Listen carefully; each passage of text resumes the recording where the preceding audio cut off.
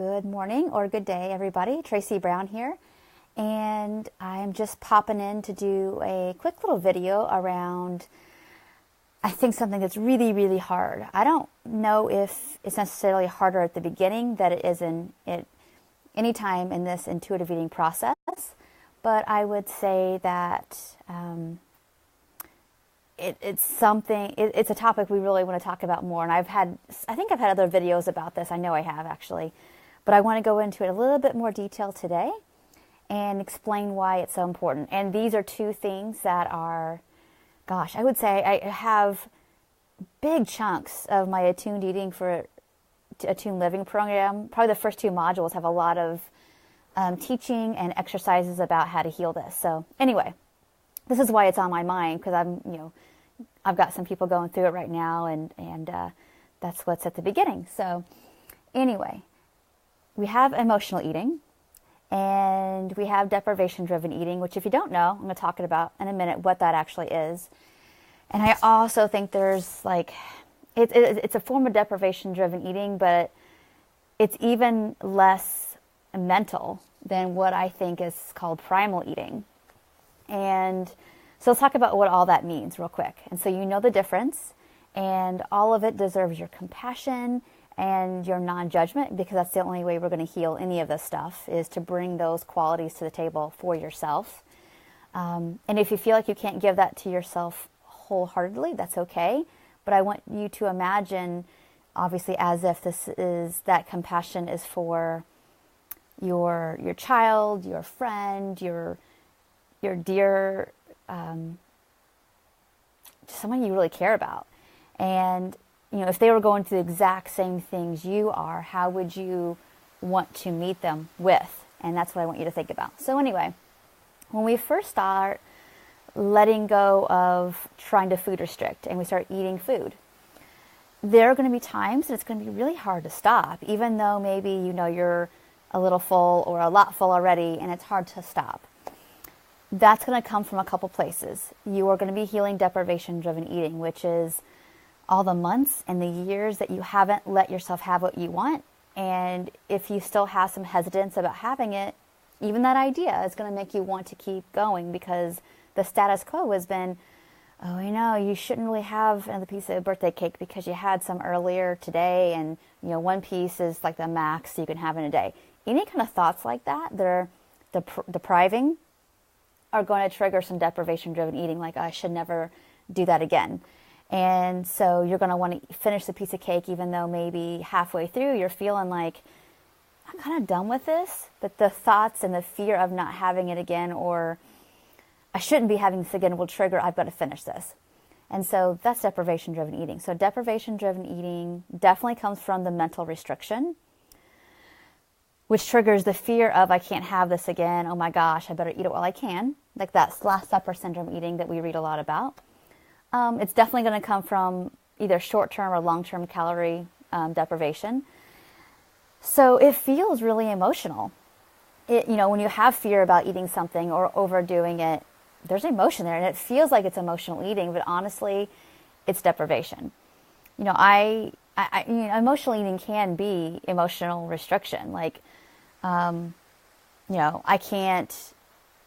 shouldn't be eating certain things, and therefore I won't, and I'll withhold. That's emotional. People often think emotional eating is emotional overeating, or it's compulsive eating. Well, compulsive eating is compulsively eating past comfortableness, as well as eating and not, is compulsively restricting. So it's both. And I know all that is really emotional, and I'm not trying to be super confusing with this, but it's really deprivation-driven eating is not eating enough, and you're eating out of, you have a big deficit as you go into the evening or in some part of the day.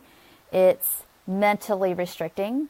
Emotional eating is, eating and you know that you're eating past fullness, and it's hard to stop because you feel like the food is so good, or you're sad, lonely, angry, bored. I want to ground myself, sad, whatever. And I want to talk about primal hunger.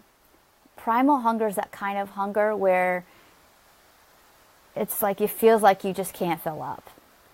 Or you ate something and you got full, and then 2 or 3 hours later you feel really pretty hungry again. That's the kind of hunger that happens when you've been restricting a long time and you're underneath your set point. And you're going to have to probably get full every single time you eat, and you're going to always be thinking, you're going to be thinking about food, even though you know that like you've eaten, you're eating a good bit of calories per day. And that kind of primal hunger we also have to respect and respond to. Otherwise, you'll never get to the place where you can do intuitive eating anyway. And so I know that kind of a hunger and food thought pattern can feel very scary, but there's nothing wrong. That's just your body trying to heal. So I'm bringing all these different kinds of hungers up. This deprivation-driven eating, this primal hunger, this emotional eating and hunger, is because all these things exist. And I know it can be really, really confusing when you don't have any guidance. Like I didn't have any guidance. Oh, I had some, but I didn't have anybody being that nuanced with me to understand that all this exists and that there's nothing wrong. You're not out of control. It's accepting this is the place you're at right now, and emotionally supporting yourself a lot. If that's the bottom line. So this video is really about accepting that I'm going to probably be going through different patterns and seasons in this intuitive eating process with the kinds of hunger I have, and to understand that they're all really normal. It's all acceptable.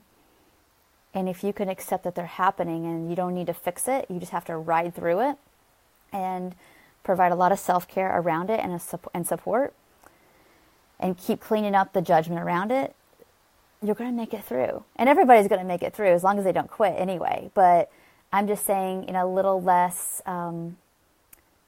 paddling upstream kind of way. This video is about helping you end the suffering around trying to control this process. Okay, and going more with it and understanding that all this stuff happens to people. It's some of us go through different seasons of all these different patterns, maybe faster or more smoothly than others, but everybody goes through some level of it. So anyway, thank you, Lynn, for popping in and saying hi. I'm just finishing up, so if you wanted to hear the beginning, hopefully go back to it. I appreciate you showing up, and everybody who listens to the replay. I would love to hear about what pattern or season you're in these different points in learning how to be less judging about